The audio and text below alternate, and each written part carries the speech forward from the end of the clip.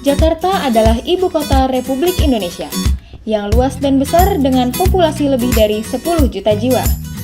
Di Jakarta, 6.500 ton sampah padat yang dibuang masyarakat setiap harinya. Volume sampah ini naik rata-rata 5% setiap tahunnya. Berbagai upaya telah dilakukan oleh Pemprov DKI Jakarta untuk mengatasi berbagai masalah sampah saat ini. Sebagian besar pun juga sudah ikut berpartisipasi dalam mengatasi masalah sampah, salah satunya dengan mendaur ulang sampah yang tidak bisa terurai menjadi sebuah produk yang memiliki nilai jual yang tinggi. Menurut Wakil Gubernur DKI Jakarta Basuki Cahayapurnama, masalah paling besar di Jakarta adalah sampah. Sebab masalah sampah sudah terjadi sejak 20 tahun yang lalu yang dikarenakan penanganannya belum maksimal dan sampai saat ini masih banyak masyarakat yang membuang sampah di sembarang tempat. Masih kacau balau ya. Kita lihat aja sampah-sampah buangan orang. Orang bisa buang kasur ke sungai, buang sofa. Banjir-banjir saja masih ada ibu-ibu yang buang sampah ke tengah banjir. Dia ikat bungkusan plastiknya, dia main buangnya ke depan rumah. Itu semua TV kasih lihat kita. Buang ke waduk, dia datang dengan enteng buang ke waduk. Dia nggak sadar itu bisa penuh. Makanya saya pikir harus ada tindakan sifat hukum untuk membuat mereka kapok.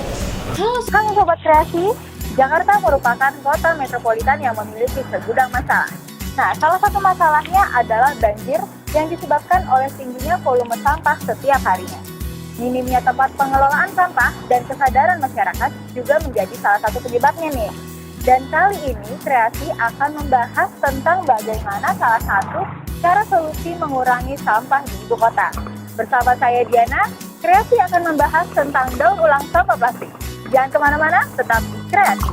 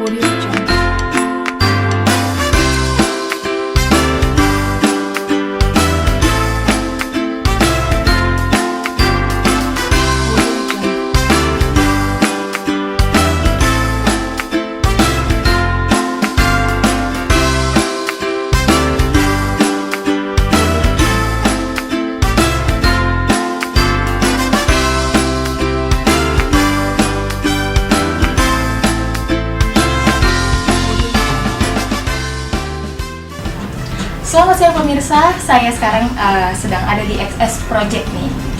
Selamat siang Mbak, dengan Mbak siapa? Rinda. Dengan Mbak Rinda. Mbak ini staff di sebagai apa ya di sini? Saya di sini sebagai desainer. Oh, sebagai desainer.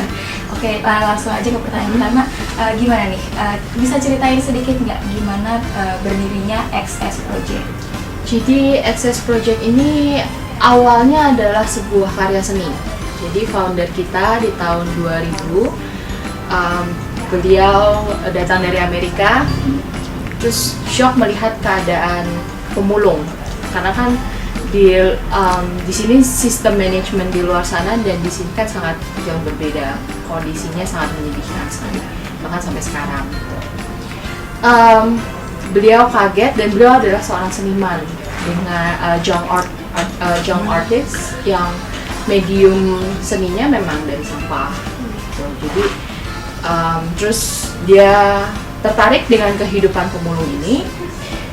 Beliau masuk dan coba observasi kehidupan dari pemulung ini, tanya-tanya, berinteraksi dengan mereka, dan dia menyadari bahwa ada satu jenis sampah plastik yang multo, yang kayak gini. Ini tuh nggak dikumpulin sama pemulung. Nah, dia tanya kenapa? Karena ini tidak ada harganya.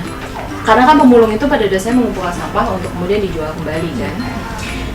Material ini tidak bisa di recycle sehingga not worth it Jadi mereka nggak ngumpulin ini. Ya, oke, kalau gitu gimana kalau kita kerjasama? Kamu kumpulin bahan ini, aku buat sesuatu. Pertamanya adalah sebuah karya seni.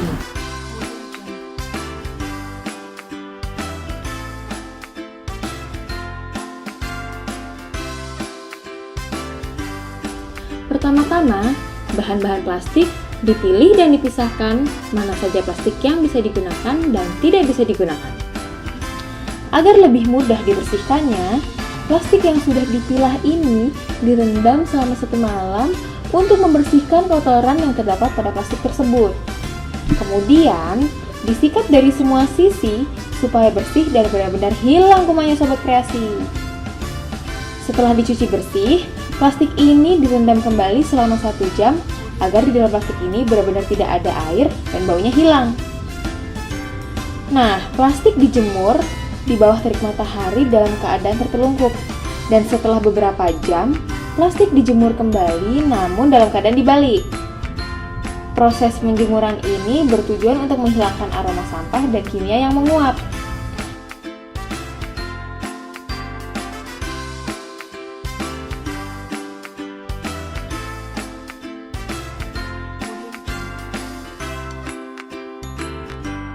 Setelah proses pembersihan dan pengelompokan pada plastik, saatnya kita memasuki langkah berikutnya, yaitu proses pembuatan pola pada produk yang akan dibuat. Pola yang sudah dibuat dipotong sesuai dengan ukuran yang sudah ditentukan, dan bahan-bahan plastik yang sudah dipotong lalu disatukan dengan dijahit sesuai dengan pola dan ukuran yang sudah dibuat.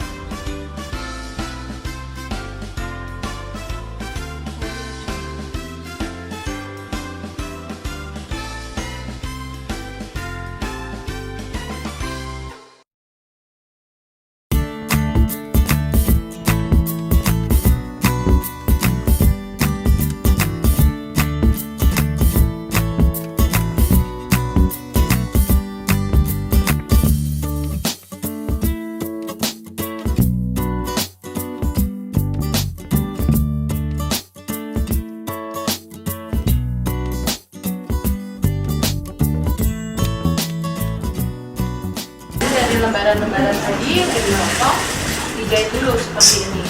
Tapi karena produknya akan box, jadi kan dia nggak perlu dibuat lebar, ya sesuai dengan kebutuhan ukuran aja. Jadi saya cukup menjahit beberapa potongan jadi 1 lembar aja untuk satu sisi. Beberapa pola, jadi kayak gambarnya yang mau diambil gitu terus dijadiin satu untuk dibuat boxnya itu ya. Ya, dibuat dari potongan itu aja. Jadi pemirsa kreasi di rumah, jadi polanya itu tergantung sama sesuai sama kebutuhan. Jadi kalau misalnya emang butuhnya cuma beberapa senti dan di bagian-bagian gambar tertentu, itu baru dipotong terus dijadiin pola, baru dibikin sesuai keinginan. Kita misalnya mau, kalau yang ini kali ini masnya lagi coba untuk membuat box untuk apa ya? Seperti apa? Oh, seperti ini jadinya. Seperti ini nih. Jadi boxnya bisa jadi buat persisi, terus dibuat juga tinggal dibeli. ini udah jadinya ya, Iya.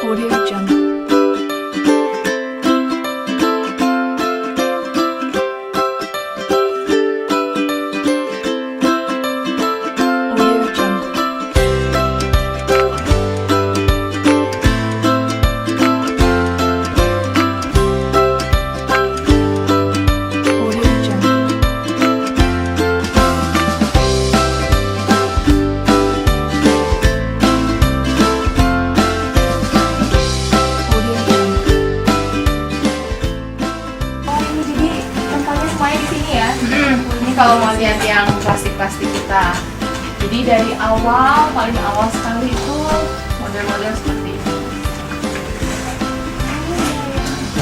ini juga sama Mbak kayak ini tuh. Ya, itu yang medium. Kita ada beberapa ukuran. Ini model-model awal loh. Ini yang klasik lah ya, udah 10 tahun. Yang dari sini berkembang jadi kotak pensil, jadi laundry bin, ini seperti ini. Banyak juga ya. Terus kalau kisaran harga nih, kisaran harga yang paling murah sampai yang paling mahalnya dari Kalau keseluruhan item kita ada dari 35.000 sampai paling mahal 600. 600. Tapi untuk range plastik biasanya paling mahal itu sekitar 180. Kalau plastik 180. Itu yang kayak gimana? Ini salah satunya. Iya. Iya. Kalau pemasarannya via online ada nggak? Kalau kita online belum, kebanyakan masih mau to mouth. Jadi kayak misalnya visit, virtual visit, atau kita ke sekolah-sekolah, ke bazar. Jadi kebanyakan sih dari mouth to mouth. Tapi kita ada website, kita ada Facebook. Cuman belum online shopping aja. Tapi dari situ juga orang order atau mengenal kita, taunya juga ya dari media-media sosial juga. Terima kasih ya Mbak ya. Sama, Terus, nanti kita keliling-keliling dulu kali ya, lihat-lihat dulu yang lain. Oke, mari.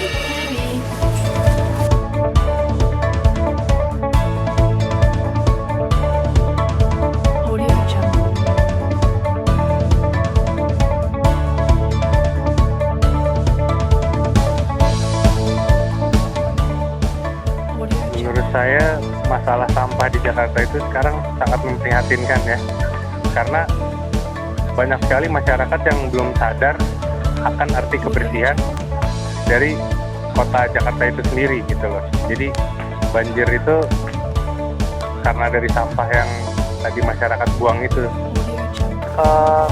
Parah, volumenya tuh udah parah banget, terus udah ngebikin banjir di mana-mana, terus bau-bau nggak sedap setiap jalan, terus tiap merusak pemandangan banget. Sampah di Jakarta itu menumpuk banget, akibatnya menyebabkan juga banjir. Jalan-jalan sekarang itu buang sampah pada nggak pada tempatnya.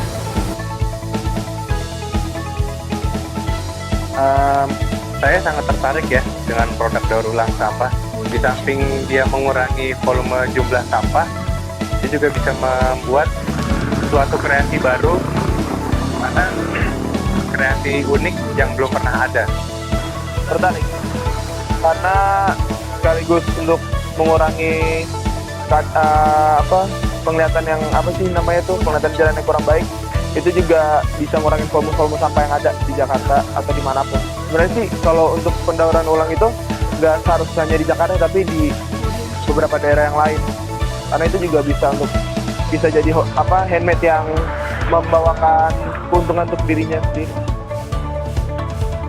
Kita tertarik menggunakan produk daur ulang karena bisa mengurangi sampah Jakarta, membersihkan lingkungan, dan bentuknya lucu.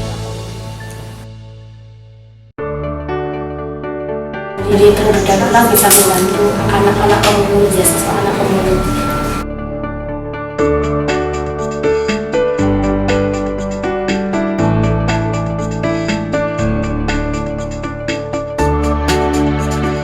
Itu masalahnya. Jadi semua negara harus ada pendisiplin itu seperti sama anak kan. Kita tuh ya mungkin ya anak mati, tapi anak juga perlu dihajar, dicambuk, dia kasih rotan kalau dia ditegur nggak mau dengar, dijewer nggak mau dengar. Ya sama sebetulnya. Harus kita lakukan. Tapi persoalan kita kan kepolisian bukan di bawah kita. Kita tangkap Satpol PP, sidang di piring pun mesti minta bantuan hakim. Harusnya kalau ada satu peraturan KUHAP, ada kerja sosial, ini lebih enak. Kita tangkap pakein baju oranye DKI, suruh nyapu Monas atau bersihin toilet di terminal gitu kan bagus. Nah, Sobat Kreasi, sampah plastik ternyata masih bisa digunakan untuk kehidupan sehari-hari loh, tentunya melalui proses daur ulang. Minggu depan, Kreasi akan kembali lagi dengan topik yang gak kalah menarik. Bersama saya Diana, tetap di Kreasi, Kreatif Asli Indonesia. Dah!